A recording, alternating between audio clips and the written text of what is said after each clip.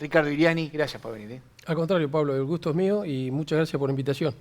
Bueno, Ricardo, hay un doble motivo, porque la verdad que no hemos actualizado la información aquí en el programa del tema del campo, que con usted vamos a tener una mirada del lado de los productores, pero también porque, como el programa se ocupa mucho de lo político, puede ser usted una figura que se sume con su experiencia como asesor, como una especie de órgano consultivo al gobierno provincial, al ámbito del Ministerio de la Producción. Pero bueno, primero, como presidente de la Sociedad Rural Valle del Chubut, le contamos por ahí algún desprevenido de la función que Ricardo tiene en el último tiempo.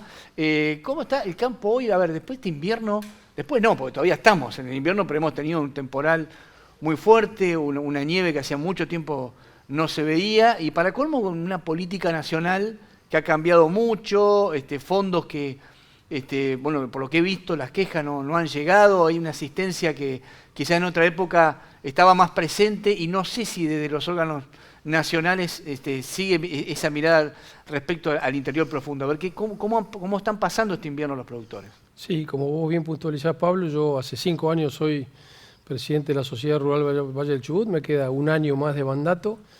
Y en este sentido, yo la charla que tuve en diciembre y hace un mes con el gobernador, charlamos cada tanto por teléfono cuando nos encontramos, le dije que me ponía a disposición para colaborar como consejero o dando opinión, no porque yo tenga la verdad, pero como vos decís desde la experiencia, quizá para complementar algunas decisiones que hay que tomar. Charlábamos recién fuera del programa que yo pienso y estoy convencido de lo siguiente: en política, si una decisión se toma con un fuerte fundamento técnico, y hablamos muchas veces de decisiones políticas, ¿viste? Este es un programa político. El gobierno tomó la decisión política el intendente tomó esta decisión política, el presidente tomó la decisión política de no financiar más la ley ovina. Perfecto, son decisiones políticas. Pero si esa decisión política se toma con un fuerte conocimiento técnico de lo que se está haciendo, se le puede errar menos, siempre se le puede errar en cualquier actividad, pero se le va a errar menos, y eso estoy convencido de eso, porque yo cuando fui subsecretario, cuando fui diputado, las decisiones que tomaba, por mínimas que sean, eran con fundamentos técnicos. Por eso lo omití en la presentación para no hacerla tan larga, pero claro, ha sido diputado del PACH años atrás. Y subsecretario de Recursos Naturales, ¿sí? Cuando fue el tema de la aftosa a nivel país en la época de Menem, que fue una experiencia muy, muy fuerte, que me permite hacer esa afirmación, por lo menos de lo que yo estoy convencido. Volviendo al tema el tema nacional de la ley ovina y con este meteoro que hubo de nieve, vos decías recién en la introducción que hace mucho que no pasaba. Los productores con más experiencia se acuerdan que la última nevada grande fue muy grande como esta en 1984, también tuvimos en el 2001, en el 98, pero la de 1984 terminó, o sea, disminuyó el stock ovino en el 20% de la provincia, de un stock ovino de 4 millones, cerca de 700, 800.000 ovejas menos. No va a ser tan grande a nivel provincia. Nosotros podemos decir que a nivel de la Sociedad Rural Valle del Chubut no es tanto, porque nosotros tenemos los 8 departamentos del noreste del Chubut que no han sido castigados tan duramente. Hay mortandad, he hablado con gente de Paso de Indios que 100 ovejas, 150, pero no tanto como los 3 departamentos del sur. Yo ayer hablé con el presidente de la Rural de Comodoro, que son Escalante, Sarmiento y Senger.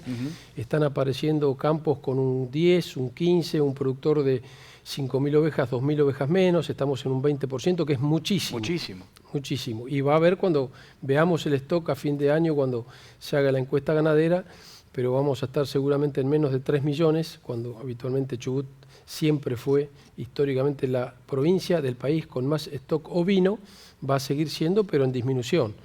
Y a esto se le comparó suma, usted 1 millón menos que el año 84. Claro. Y tomemos el caso puntual de los departamentos que nos toca a nosotros, ¿no es cierto? Que son los 8 departamentos, para no repasarlo todo, pero tenemos Viedma, Telsen, Paso de Indios, Mártires. El departamento Telsen, que el otro día estábamos hablando con un productor, en el 2001, cuando yo era subsecretario, tenemos las estadísticas, yo las tengo refrescadas, había 350.000 ovejas. Departamento Telsen, ¿no es cierto? Donde está Telsen, donde está Cepaucal. En el 2015 tenía 150.000 y este año, o el dato del año pasado, 15.000 ovejas. O sea, se termina la oveja. Y eso va a pasar departamento. ¿Cuál es la causa de esto, Ricardo? La primera causa que podemos decir es la falta de rentabilidad. Y esto era antes con el dólar a 300 pesos que recibía el productor, con el dólar real a 800, hoy pasa lo mismo. La rentabilidad negativa, ¿no es cierto? La falta de ganancia. Cualquier negocio tiene que tener más ingresos que egresos. Eso es una regla 3 simple, lo sabe un chico de 5 años. Pero parece que el gobierno no lo sabe nacional. porque encima de todo esto, porque sigue habiendo una diferencial de cambio, que este gobierno prometió que no lo iba a hacer, unificar el cambio, y por distintas excusas, yo no lo hubiera aplaudido como productor a Milei en la rural. Todos lo aplaudieron y el presidente decía... Las retenciones siguen, sí, porque dice, los productores son héroes, pero es lo mismo que decirle a un señor que está bajo el agua, dice, che, vos sos un héroe, aguantá 10 minutos más, ¿qué va a pasar? ¿Se va a ahogar? Bueno, la producción ovina se va a terminar si rápidamente no se compone esto que es la rentabilidad. Y ¿el gobierno nacional no lo sabe o no le interesa? No, no le interesa. El gobierno nacional, creo que no le interesa la producción, porque no la entiende, porque no la quiere. Nadie quiere lo que no ha mamado, ¿no es cierto? Entonces, es importante que el presidente de la nación sepa lo que es producir, no necesariamente, porque tampoco un gobernador puede saber de medicina o de educación, pero sí lo que tiene que tener es esa actitud positiva, ya que es un político, nadie lo obligó a ser presidente, pero si es presidente tiene que saber cuáles son los problemas del país. Pongamos que sepa los problemas de economía, porque es economista, pero tiene que tener una actitud proactiva de aquellos temas que desconoce. Y principalmente lo que más me preocupa son los temas sociales. Tiene que tener sensibilidad social. En materia productiva, Ricardo, acá en esta charla, porque estamos como, más que una pregunta, es como pensando en voz alta, ¿no? Porque estamos hablando mucho del RIGI y a dónde interesa. Ahora el presidente va a Neuquén y va a hablar con la gente de Vaca Muerta. Es decir, quizás es desinterés en áreas que le parece que ya son actividades que pasaron de moda, que no son rentables y que no interesan, para destinar la mirada del país hacia otras áreas que sí son mucho más rentables. Sí, pero vos fíjate que eso es admitir que la estructura de costos del país está mal. ¿Por qué? Lo digo de esta manera. El otro día con un colega tuyo yo dije que tendría que hacer el RIPI, el régimen de incentivo para los pequeños productores. Cualquier productor, si vos le das rentabilidad, cualquier productor lanero, esto te lo aseguro por mi experiencia de 37 años trabajando con ganaderos, ovinos, con productores agrícolas, cualquier productor que es hijo, nieto, o que ha vivido todo lo que es la producción familiar, va a reinvertir la ganancia en el campo. Entonces, hoy ¿por qué no hay una inversión y ves los campos que se abandonan cada vez más? Y ahí contestamos tu pregunta de por qué pasa en Telsen, en Martes y en todo. Porque no hay rentabilidad. Claro. Entonces, no es muy buena tu pregunta porque vos decís, bueno, el gobierno admite el fracaso del sistema impositivo argentino y del sistema de incentivos. Entonces, viene a darle a los que van a invertir más de 200 millones de dólares un incentivo a 30 años que no paguen impuestos. Dénselo a al cerecero, al que produce olivos, y eso es el esfuerzo que hay que hacer. Yo soy optimista, pues lo digo esto para tener un dato de la realidad. Lo primero que tiene que tener un funcionario para la hora de tomar decisiones es el análisis de la realidad. Tráigame todos los datos de la producción, tráigame el dato ese. ¿No se asombra el que tiene que tomar la decisión? De 350.000 ovejas en Telsen hay 15.000. ¿Qué está pasando acá? Ahora, la decisión es, ¿quiero que siga habiendo oveja o no quiero? Y esa es la decisión política. Quiero que siga habiendo oveja. Bueno, entonces, ¿qué me haces con la ley ovina? 3.000 millones de pesos me sacás por año cuando estás poniendo 100.000 millones de pesos de refuerzo en la CIDE, cuando pedís ampliación de presupuesto. Entonces, los hechos indican, más allá de los aplausos que se llevó de los productores, que algún beneficio, no sé, o fueron engañados. En el domingo dijo, los productores son héroes, y los sigue castigando. Eso no me cierra. ¿Qué está pasando con la ley ovina hoy? No, la ley ovina es una ley vigente que empezó el 2001 por 10 años hasta el 2011, hasta el 2021, ahora corre hasta una década más, pero está desfinanciada. O sea, digamos... En la práctica nada. O sea, estamos de acuerdo que hay que recortar gastos, ¿no es cierto? Uno en una economía familiar también recorta gastos. Pero vos, ¿cuál es el primer gasto? Che, vas al sauna, vas a jugar al tenis, vas al cine. Bueno, empezar a recortar los gastos que en teoría son superfluos. No los gastos que permiten mejorar la producción y aumentar el empleo genuino. Y alguien se lo tiene que decir.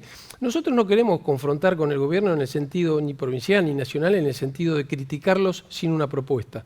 Porque la crítica siempre tiene que tener una propuesta. Yo digo, esto está mal. Bueno, para vos ¿qué está bien? Bueno, y ahí discutirlo y llegar a un punto intermedio. Pero no decir, vamos a sacar esta plata porque falta de transparencia. Porque eso también es admitir que no saben controlar. ¿Desde la provincia hay algún tipo de asistencia al productor? Estamos hablando de nación, básicamente. Sí, de la provincia se hace lo que se puede, porque la mayoría de los problemas que hay son de gestión de impuestos nacionales. Vamos a enumerarlos rápidamente porque no tenemos tiempo, pero lo que es el 20% de zona, lo que son todos los impuestos que se pagan a las cargas sociales, las retenciones, el diferencial de del dólar. Vamos a hacerlo rápidamente. 3 millones de ovejas por $5 por 4 kilos son 50 millones de dólares. Por 500 pesos de diferencia son 25.000 millones de pesos por año que recibe menos un productor. Eso quizás es un número que te asusta, pero vamos con un tipo de 1.000 ovejas. El de 1.000 ovejas recibe 10 millones de pesos menos por año, 1 millón de pesos por mes. Esa es la rentabilidad o el empleado de más que puede tener para ayudarlo a controlar el zorro, a ver los bebederos, ayudar a hacer todas las cosas. Y esa es la discusión de fondo que hay que dar, que el productor reciba hoy el dólar real.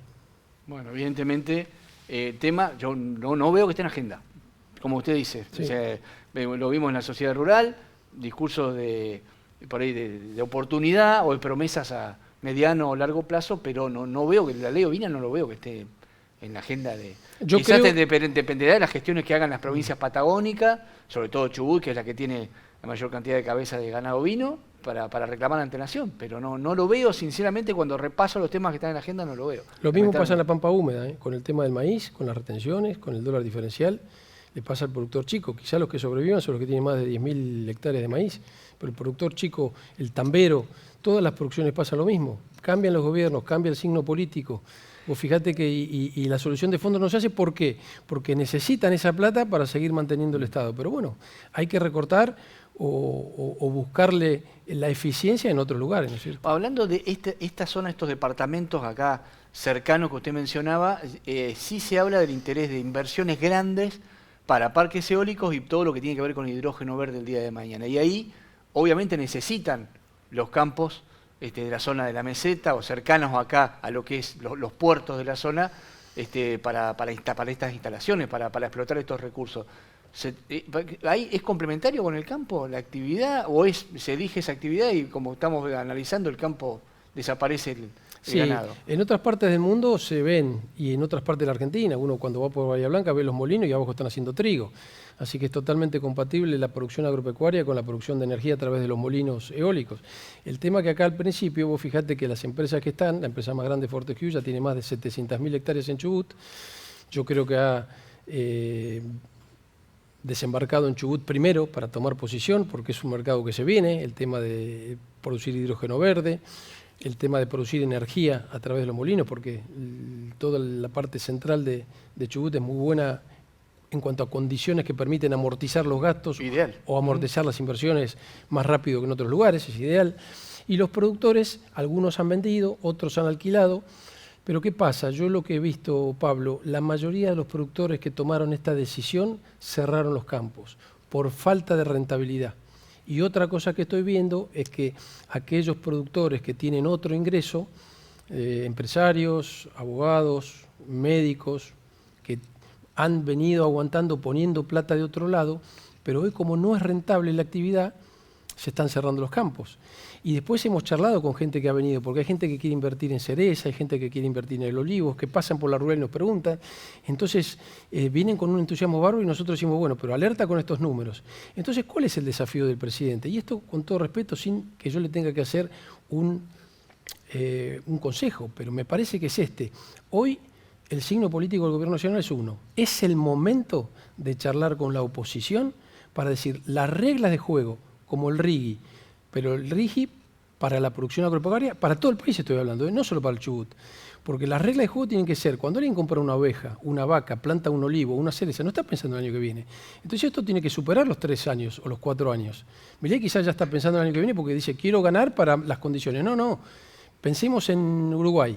Mujica, que era Tupamaro, que era un guerrillero, entendió. Y después lo tenemos en Chile. Bachelet, Lagos, Piñeira. Vamos a Brasil. Bolsonaro, Lula de izquierda. Pero las reglas para la producción agropecuaria no se tocan. Y te doy con 2 ejemplos para no aburrirte más. Hace 20 años, Chile exportaba $2 millones de cereza y la Argentina 3 millones, un poquito más. Hoy, $2.000 millones exporta cerezas Chile. Reglas de juego claras. Acá hay gente que quiere invertir en cereza. Dicen, ¿qué podemos hacer para los cereceros? Lo mejor que podemos hacer es que nuestros senadores, nuestros diputados nacionales peleen las leyes para la producción agropecuaria, los RIGI para la producción agropecuaria. Te lo pongo con el último ejemplo. Brasil, en el año 50, Argentina tenía 50 millones de vacas, Brasil tenía 30. Hoy Brasil tiene 200 millones de vacas y es el primer exportador mundial de carne. Con Lula, con Bolsonaro, cambian los gobiernos, pero las reglas de juego para la producción agropecuaria siguen. Ese es el desafío. Ya que hablaba de carne, estaba viendo cómo ha bajado el consumo, ¿no? Que tiene que ver con la situación económica y social. Y aparte te digo algo, es la primera vez en 200 años de historia de la Argentina, 214 si querés, que el consumo de pollo supera el consumo de vaca. Eso es el récord. Entonces, che, ¿qué pasa acá? A eso iba, porque hemos centrado obviamente en lo ovino porque es la actividad histórica ganadera de nuestra provincia, pero también está el que se dedica a la cría de ganado vacuno, al engorde, ¿no? Ahí tenemos un potencial muy grande, Pablo, porque vos fíjate, por suerte los 100 kilos de proteína que comen los argentinos están. Antes eran 80 kilos de carne, estamos hablando de kilos de carne vacuna por persona por año, y el resto era pollo, cerdo, pescado y ovino. Hoy siguen siendo los 100 kilos, pero ¿qué pasa? 44 ya son de pollo, 40 vacuno, 15 está subiendo mucho el cerdo, 15, 18 cerdo, después pescado 1,5, no comemos carne, comemos pescado nosotros que estamos acá cerca del puerto y demás, y ovino 1,5. Entonces, ¿hay una posibilidad de subir? Por supuesto que sí. ¿Hay más posibilidad de exportar? Por supuesto que sí. Se tienen que dar las condiciones. Pero el tema es que está muy, yo creo que no es una cuestión de que haya cambiado el gusto del argentino, es que el bolsillo no lo permite. Por supuesto que sí. El argentino hace un esfuerzo siempre, y esto lo vemos en todos lados, de comer el asado el fin de semana. Pero lamentablemente, por una cuestión de costo, hoy el pollo, estamos hablando de 45 kilos por persona por año, que es muchísimo de pollo, y la carne bajó. Llegamos a estar en 80 kilos por persona por año y estamos en 44. Igual 45. ¿Sigue siendo una actividad rentable dedicarse al tema, al engorde, por ejemplo, acá en la zona del Valle? Es muy variable, es muy variable. Mirá, yo charlo todas las semanas con los productores.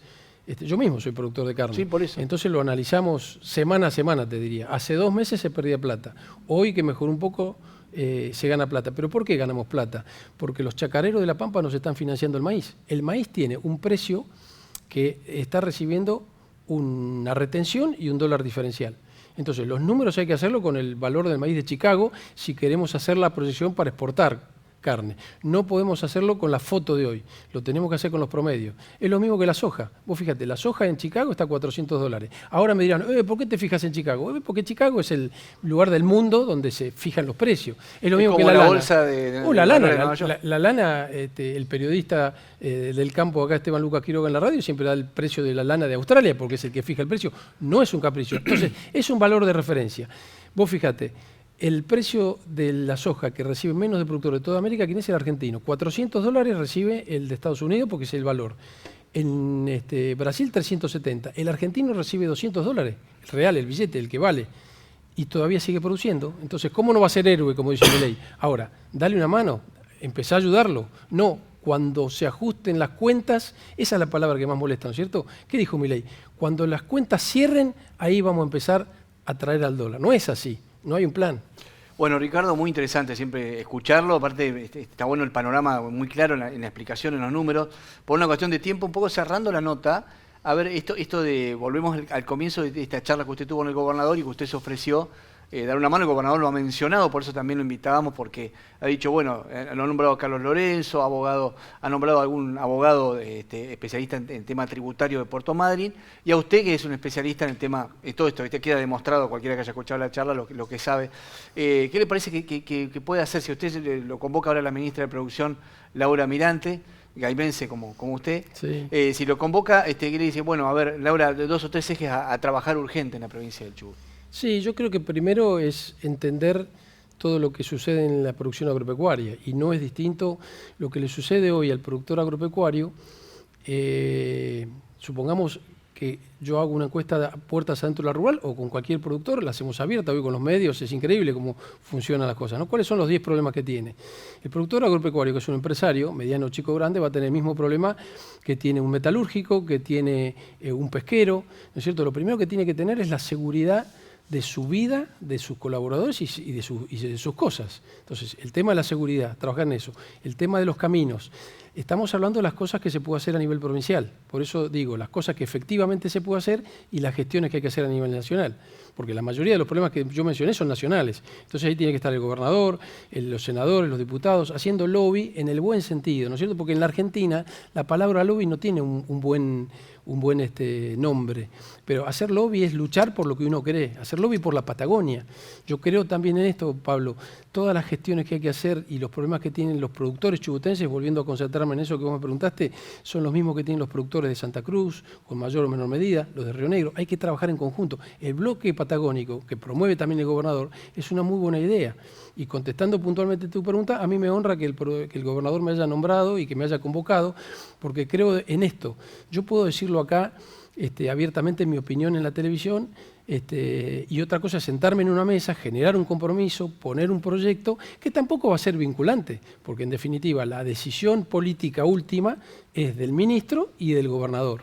Pero sí esto de generar un ámbito de discusión formal para plantear estas inquietudes, me agrada, me entusiasma y lo voy a tratar de hacer, sí. Ricardo, gracias. Gracias por habernos visitado y por la claridad en los conceptos. Y bueno, quizá lo estemos convocando más adelante, una medida que avance todo este nuevo plan, empezar a dar el impulso en una época difícil para también bajar fondos a la producción, porque uno ve que la verdad que lo urgente no deja tiempo a lo importante, como dice el dicho, hay que tapar tantos agujeros y pareciera que la producción no manejó mucho presupuesto hasta acá, pero la idea ahora pareciera que es darle otra impronta y por eso también convocar a estas figuras para que aporten su experiencia. Gracias por haber venido. Pablo, muchas gracias. Yo me siento muy halagado que me hayas invitado. Me siento como en casa acá, así que muchas gracias. Bueno.